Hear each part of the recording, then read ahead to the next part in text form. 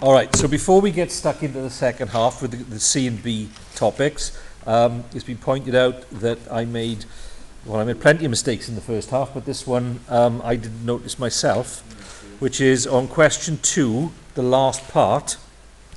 I've written there 400 times 12, which is correct, but 4 12s are 48, not 36. So that should have been 4800. So I shouldn't have awarded myself that answer mark. I'd have still got the method mark because what I'd written down was correct. It was just my multiplication that went wrong. So that's a good example where it's important you show your method because you can still earn credit for it even when you mess up your times tables. Okay, so back to the second half of the paper. With the grade C questions, which we start at question 7. So Yusuf has a piece of wallpaper. He wants to draw some of the leaves to create a different design to screen print. He draws lines on the wallpaper and some of the lines are parallel. He measures 4 angles and needs to calculate 4 more. Two really important things here. This one, diagram not drawn to scale. It means you can't measure it. So you can't get this out and start measuring things. The other really important thing is that word there, sum. They're not all parallel lines, and it's a horrible question because if you look at the vertical lines, they all look kind of parallel. But the indicator for parallel are the arrows. So it means that those two are parallel, but not that one. And in the horizontal running ones, that middle one there isn't parallel either. So you need to be very careful when you're looking at that information. So what do they want us to do? They want us to find the size of each of the angles A, B, C, and D. Now we had a parallel lines question on a previous paper, and what I said was usually the order that they ask you to find them is the easiest way to go about it. It's not always the case, and you may say, oh, I can spot something else first. That's fine. So A, they want us to find is this one here. And this one here is tucked in to this pair of parallel lines. So one of the properties, main properties we use with parallel lines is that where you've got these, they're called complementary angles, they add up to 180. So if you see them inside a pair of parallel lines with a line crossing them, then that plus that must add up to 180. So A is going to be 55. It's going to be the gap. Okay, so that there and that there must add up to 180. So A is 55. Okay, then we come to B.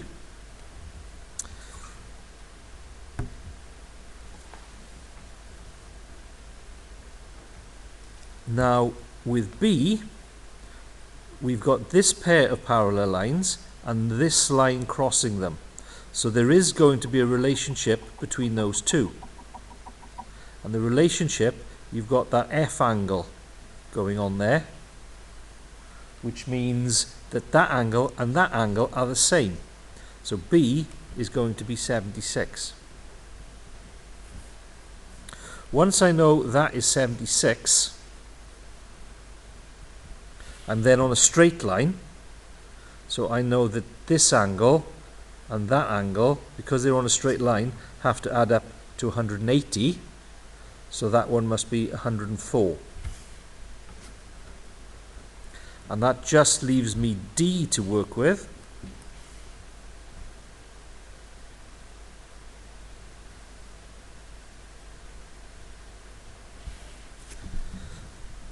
And to get to D, this one's horrible. We've got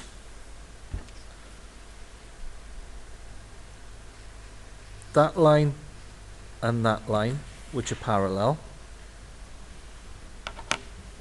and we've also got this line and this line, which are parallel.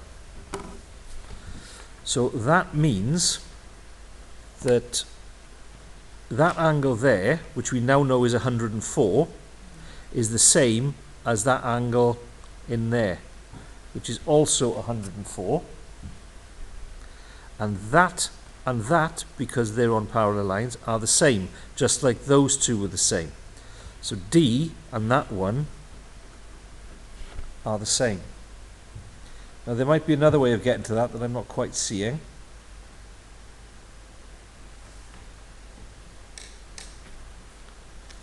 If that's 104, that's 104, and if that's 104, that's 104. So there are different ways of getting it. The trap to fall into there is thinking that those two must add up to 180, and they don't, because that line's not parallel. So that's a really horrible parallel lines question. And there'll be 1 mark for each of those that you get right.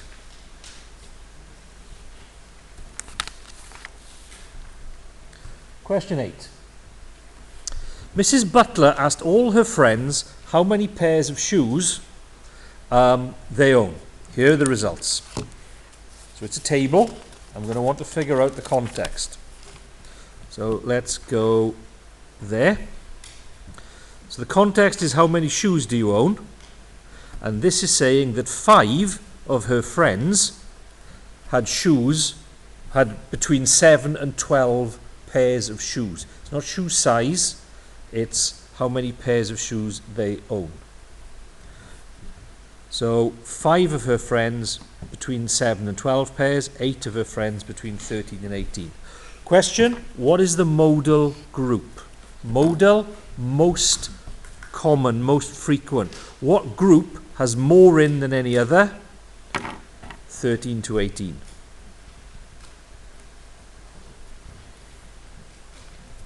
Mrs. Butler says, most people in Wales own more than 12 pairs of shoes.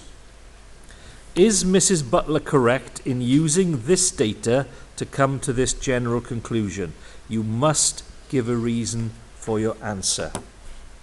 Well, if you look at Mrs. Butler's data, that's true. But she's only asked her friends. It's not a representative sample. So she can't use her data to come to this general conclusion. She hasn't asked many people to make a judgment about everybody in Wales, and it's not a representative sample. Anything like that will be good enough. So something like she has only asked her friends, or she has only asked 14 people. Something like that, just to say it's not a representative sample.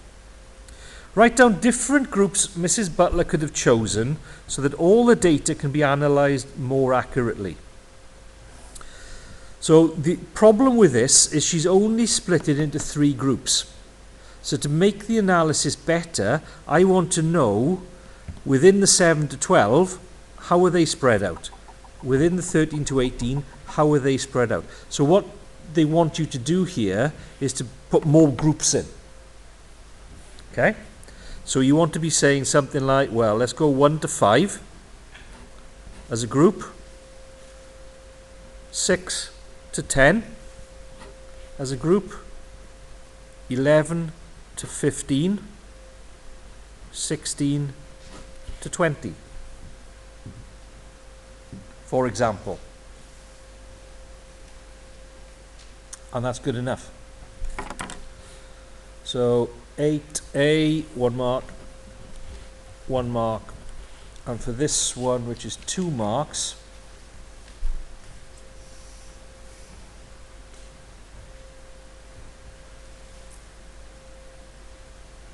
you want to make sure that the groups, you've got more than 3 groups, is 1 mark, and then there's no overlap.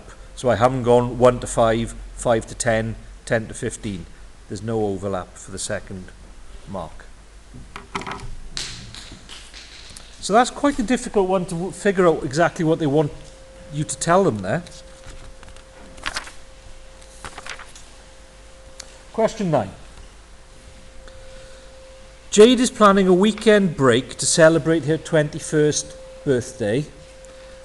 The weekend break costs £350. Jade's father says, if you save 21% of your earnings each week for the next 20 weeks, I will give you the rest of the money you need. Jade earns £72 a week. How much, so here's the question, this is what we've got to answer. How much is Jade's father offering to pay towards her weekend break? So it's going to cost her 350 quid, and she's earning £72 a week. And he's going to say, if you save 21% of your earnings, so £72,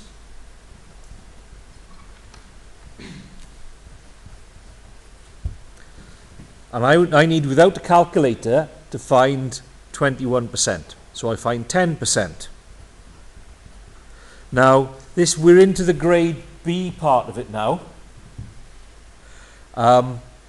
So we're not going to knock off a naught because there's no naught to knock off. So when we divide that by 10, we should be clear that that's going to be £7.20. So another 10% will be another £7.20, and 1% will be 72 pence.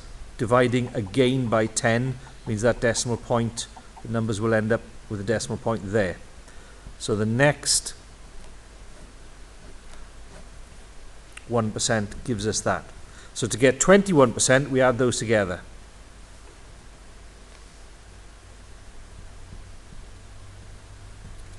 Which is £15.12.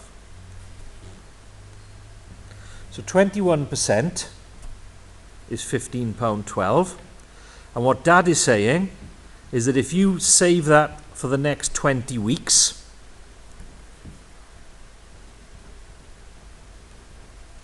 well, times that by 2, and you get 3024. That's times 10. So that's times 2. So when you times it by 10, you end up with £302.40.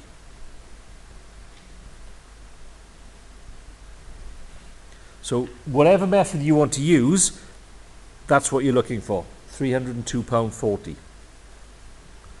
So she saves, or needs to save,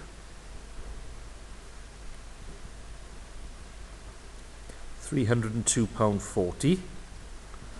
Has that answered the question? Easy to find, we've highlighted it. How much is Jade's father offering to pay? No, doesn't answer it.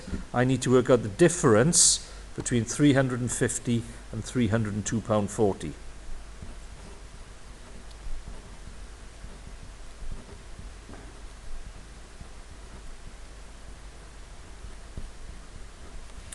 So to go from 40 pence to 303 is 60p, and from 303 to 350 is going to be £47. So Dad needs to pay £47.60.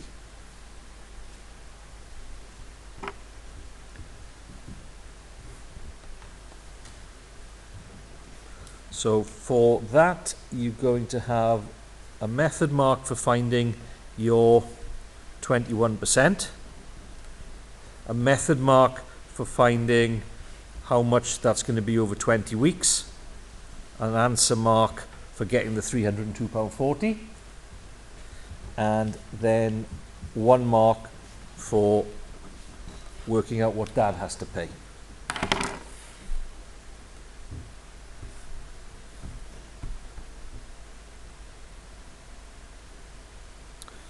So that's 9A.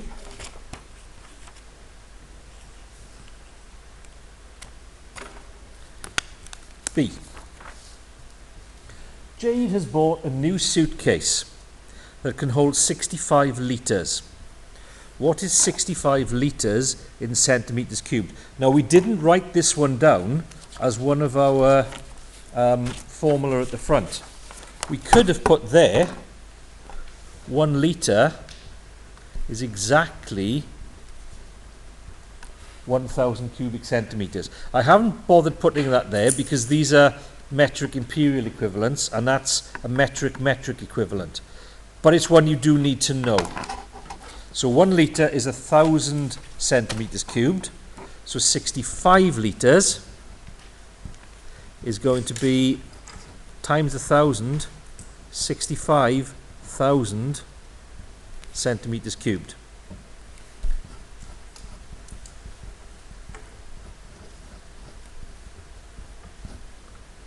So that's another one that you need to know.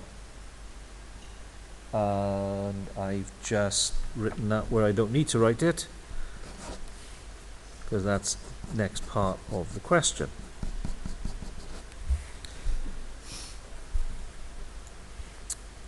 Jade's new suitcase weighs 3 kilograms.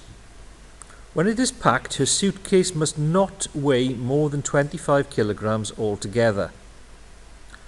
What percentage of the 25 kilograms does Jade have left for packing?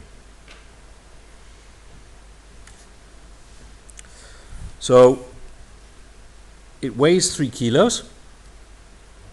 I have to take that weight, even when it's empty, out of that, which means left to pack is 22 out of the 25. So if the question said, what fraction did she have left for packing? 22 out of 25 would be right. But because it's a percentage, we need to times it by 100. 25 goes into 100 4 times. Which means that's the same as 22 lots of 4, which is 88%.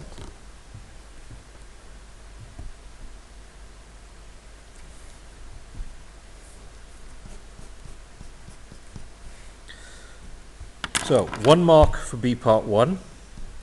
For B part 2, 1 mark for the method of 22 over 25 times 100, and 1 mark for 88%, however you got there. The next bit is an area of maths that's very much overlap with higher tier. It's called dimension analysis.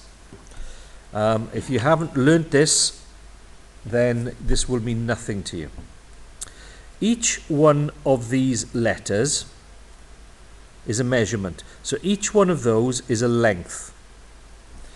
So I could replace the A, B and C by an L. And what we're trying to do is to see if that would produce either a length, an area or a volume. Now when I add a length to an area, it's nonsense. You can't do it. It doesn't tell you anything. So that is an impossible formula. I'm looking for one to find the volume of Jade's new suitcase. So that one, it's definitely not, because I'm trying to add lengths and areas together. When we look at this one, we can ignore any numbers. So I can ignore the 2 as a constant. I can ignore the 4 and I can ignore the pi, because they're just numbers. Then I've got L squared times L, take away L squared. L squared times L is L cubed, take away L squared. L cubed is volume, centimeters cubed, meters cubed. So that's a volume, take away an area. It's impossible. You can't do it. So it's not that one. This one, I can knock out the pi because it's a constant. I have L times L times L, which is L cubed, plus L squared times L, which is another L cubed. So that part is going to give me a volume, because it's length cubed, and this part is also going to give me a volume, and I'm allowed to add two volumes together to give me a bigger volume. So the only one there that is going to give me a volume as an output is that middle one. I guess in the intermediate here, that's one you're just going to guess. You're going to pick, unless you've learnt dimensions or you've moved down from higher tier. Part C is one that I would expect us to be able to do. Jade needs a new passport photo. A passport photo must be 45 millimeters high by 35 millimeters wide. Jade has a mathematically similar photograph that she could reduce in size to use as her new passport photo. The height of this photo is 9 centimeters. Calculate the width of this photo. Now the trigger in this question are those two words there, mathematically similar. It means we're looking for a scale factor. A little picture, little diagram will help us. So if we start with the passport photo, the passport photo is 45 millimeters high and 35 millimeters wide. Jade has got a similar photo which she wants to reduce, and she knows that this one is 9 centimeters high, and we want to find how wide it is. So similarity was something that we've done in class this term. The first thing you need to do is to have everything in the same units. So it's going to be easier, I think, to turn the 9 centimeters into millimeters. There's 10 centimeters. Get a big clue here if you can't remember this relationship with your ruler. On one side of your ruler you've got centimeters, 1 centimeter. On the other side of your ruler you've got 10 millimeters. So straight away you know that 1 centimeter is 10 millimeters, so that's going to be 90 millimeters. Then what you need to do is just to work out how many times bigger a corresponding set of sides are going to be. So that one's got a height of 45, that one's got a height of 90, it's twice as big. So the scale factor is times 2.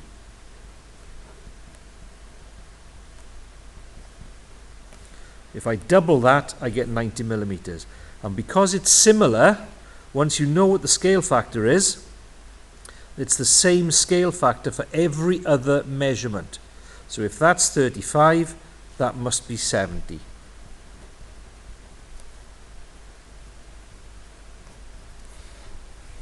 So the answer for that one is 70 millimeters.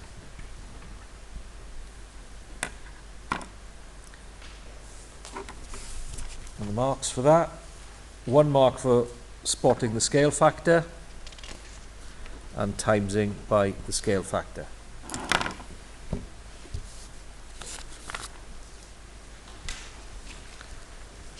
Okay, this is something else we've covered in the morning maths in the last few weeks. The picture shows a mountain hut. The hut stands on a rectangular base and has a uniform cross section. So we're looking at the side of the hut.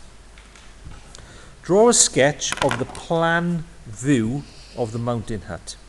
The plan view is if you imagine you sent a drone up with a camera and the camera was hovering directly over the roof of the hut looking down, what you would see. So if you were hovering above that, you would see a rectangle, and on that rectangle, representing that top peak of it, you would see a straight line going down the center of your rectangle. So that's the plan view.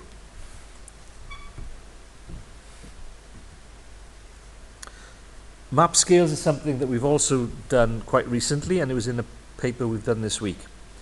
Scale on the map is 1 to 50,000. On the map, the mountain hut is 4.2 centimetres from a farmhouse. How far away is the hut from the farmhouse? Give your answer in kilometres. So the way the map scale works is 1 centimetre on the map is going to be 50,000 centimetres in real life. It's going to be 50,000 times bigger. If I was using a ruler with inches, 1 inch on the map would be 50,000 inches in real life. So to work out what size this hut is in real life, I've got to times by 4.2. So I'm going to do 4.2 times 5 over here. So 5 2s are 10, 4 5s are 20, and 1 is 21. There's one number after the decimal point. So 5 lots of that would be 21, but I've got 10, 20, 30, sorry, 10, 100, 1,000, 100,000 times, 10,000 times more, 4 zeros. So 1 centimetre is 50,000 centimetres in real life. 4.2 would be 210,000 centimetres. That hasn't answered the question because they want it in kilometres. If I divide it by 100, it'll give me metres. Divided by 100, trots off 2 zeros. So that's in metres. If I divide that by 1,000, because there's 1,000 metres in a kilometre, I end up with 2.1 kilometres. So we're looking for 2.1 kilometres there. So marks for that. There's one for getting the 210,000, and then there's a method mark for reducing the size from centimetres to kilometres, and an answer mark for your final answer. Okay, so this is compass time. The map below shows the placement of 4 wind turbines and a road connecting 2 of the turbines. A new wind turbine, FL, is to be built. It is to be placed on the road connecting Bryn to Cwm turbine and on the perpendicular from Aber to the road. Now, on the perpendicular means at right angles to. Okay? So at right angles to that means that if you get one of these out of your pencil cases, that's what you're looking for it to do, to draw a perpendicular line from that. However, they're being monsters here, and they're not letting you use one of those. So the map is drawn using a scale of 2 centimetres to represent 1 kilometre. How far will FL turbine be from Dŵr turbine, which is there?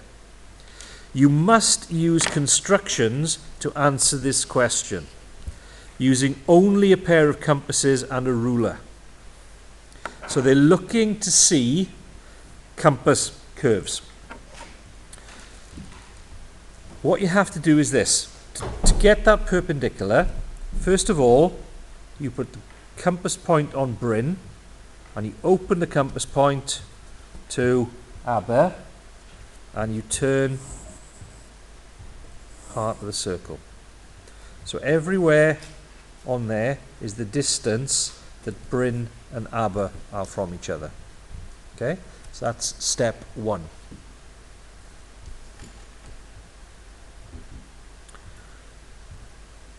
What we then have to do, because this isn't a perpendicular bisector, we're not cutting the gap between Bryn and Cwm in half. We want this to come down, as I said, directly below Aber.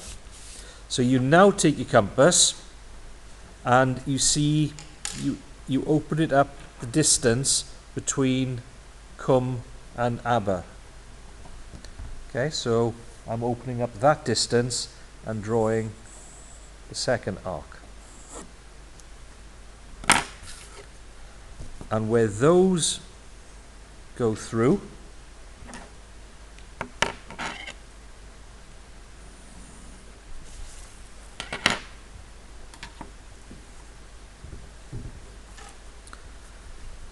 so to decide where the wind farm is going to be, or the turbine is going to be, it's going to be on the road, so it's going to be on the line that's printed, and on the perpendicular between aber and the road, which means it's going to be there.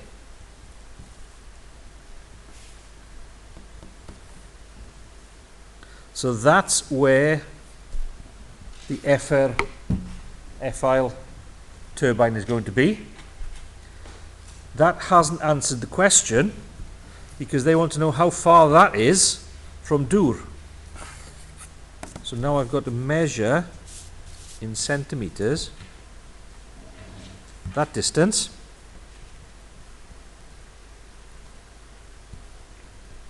which is 7 centimeters, and we're using a scale of 2 centimeters represents 1 kilometer. So 1 centimeter is half a kilometer, so 7 centimeters would be 3.5 kilometers. Going all wonky there.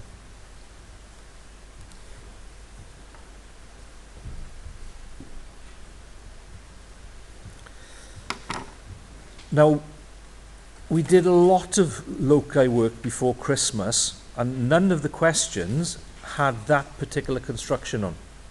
Most of them were angle bisectors or bisecting those 2 points, so that one is quite an unusual one. So I'm hoping they won't test that again for some time. So for that, there's 1 mark for your arcs, that and that. And there's 1 mark for correctly getting them to cross. 1 mark for E marks the spot, and 1 mark for the scale.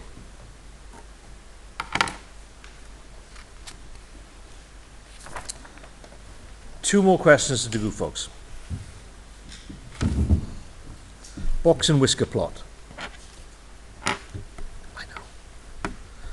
Gwen records the time she spends writing each of 240 text messages.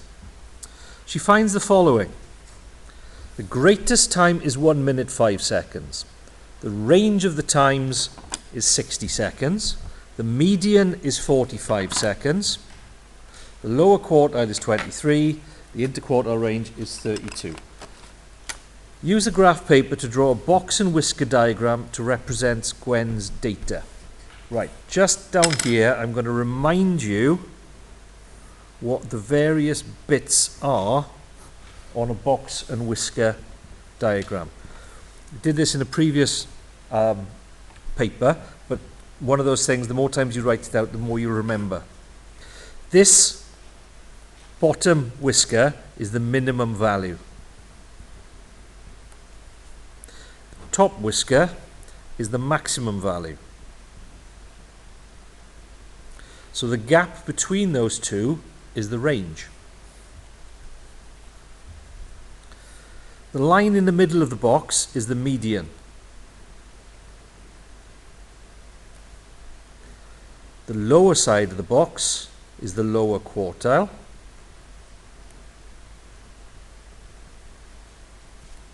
And this side of the box is the upper quartile.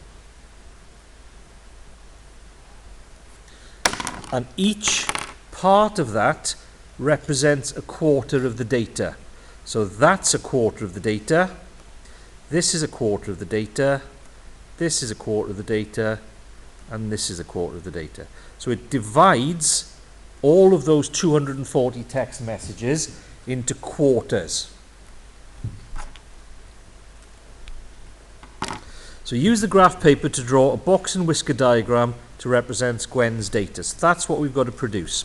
But before we can plot it, we need to have a scale. And we're talking about times going up in seconds.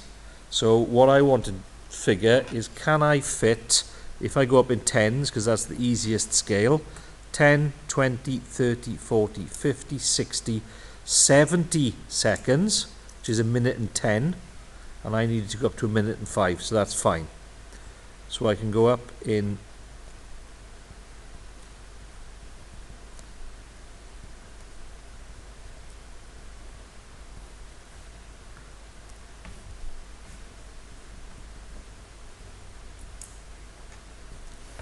so time in seconds. Now, there's no marks for drawing this symmetrically, but it's kind of nice if we work with that middle section of the graph paper. Just appeals to your sense of symmetry. So my whisker, lowest whisker, they're not telling me, but they're telling me the maximum whisker is 1 minute 5 seconds, which I know is 65 seconds. So I've got my max value there. It then tells me the range of the times is 60 seconds. So I can use that to find the minimum value will be 5 seconds, because it's going to be 60 seconds below the maximum value. So that's going to go there. Now I'm on to my box. The median is 45. So the middle bit of my box is there. The lower is 23.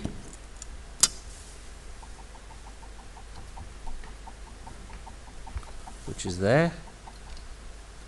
And the interquartile range is 32. So the gap between the upper and the lower quartile, just like with a cumulative frequency, is the interquartile range. So if I know that that is 23, the upper quartile is going to be 32 seconds beyond it. So the upper quartile is going to be the lower quartile plus the range. So that's going to be 55.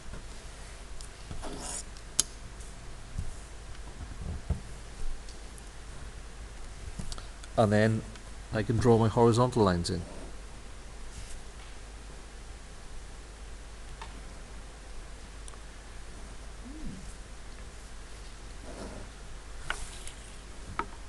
And that's it, 5 marks. And those 5 marks are given 1 mark for a scale, okay, so 1 mark just for figuring out you're going up in tens.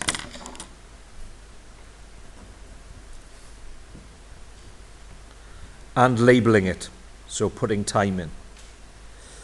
1 mark just for recognizing what a box and whisker plot looks like.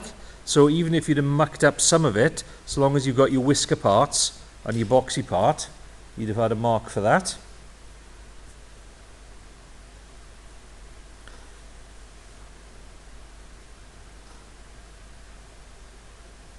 One mark for showing the minimum is 5 seconds. So the minimum value is 5 seconds. That would have got you a mark. 1 mark for working out the upper quartile is 55. And then 1 mark for correctly joining it all together. So you should have been able to pick up some marks with that, even if it's just getting the scale. How many of these text messages took Gwen more than 23 seconds to write? Well, 23 seconds is the lower quartile. So I know that 3/4 of the data, that quarter, and that quarter are more than 23 seconds.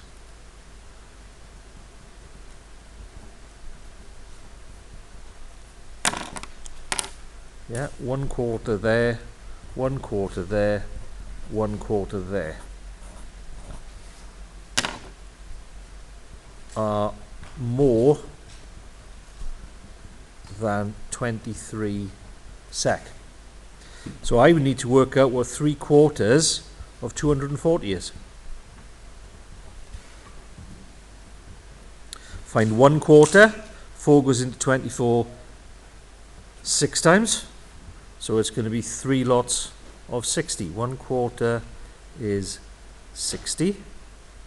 3/4, 3 lots of 60 is 180. So 180 of the texts are more than 23 seconds.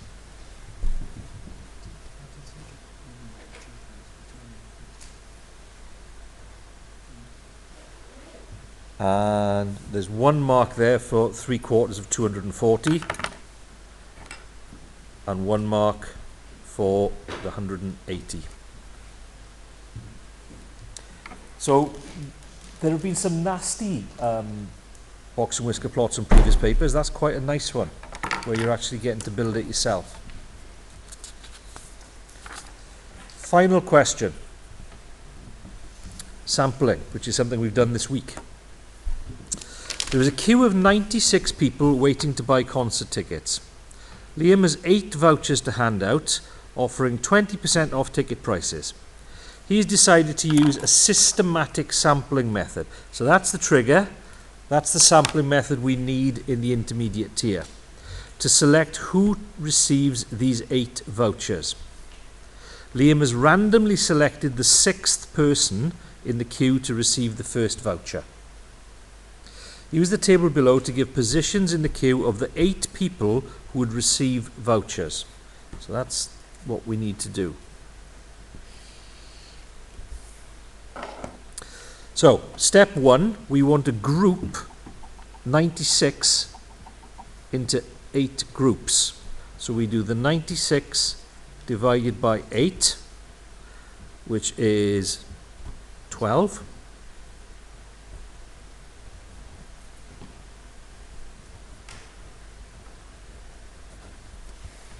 So that means we go into, from the first one which has been selected at random. So in this question we don't need to say that. They've told us that one's been selected at random. We're going to ask now every 12th person.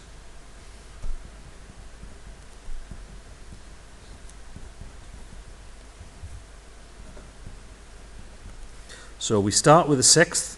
So the next one we're going to count down the queue to the next 12. So the next person would be the 18th. Then we're going to count down another 12. So the next one we're going to give the voucher to is the 30th. Down another 12, 42, 54, 66, 78, 90.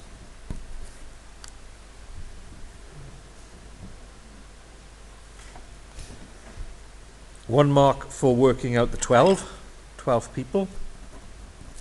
1 mark for the list. And then the final part. Gerard uses his 20% off voucher to buy tickets. He paid 120 tickets using the voucher. How much would these tickets have cost without a voucher? Now remember, this is the very last question on the paper. It's not an easy percentage question. Be suspicious. You're not going to be finding 20% of 120 and taking it off. It's a reverse percentage. We know what it costs them after the reduction. So 20% off means he pays 80% of the original.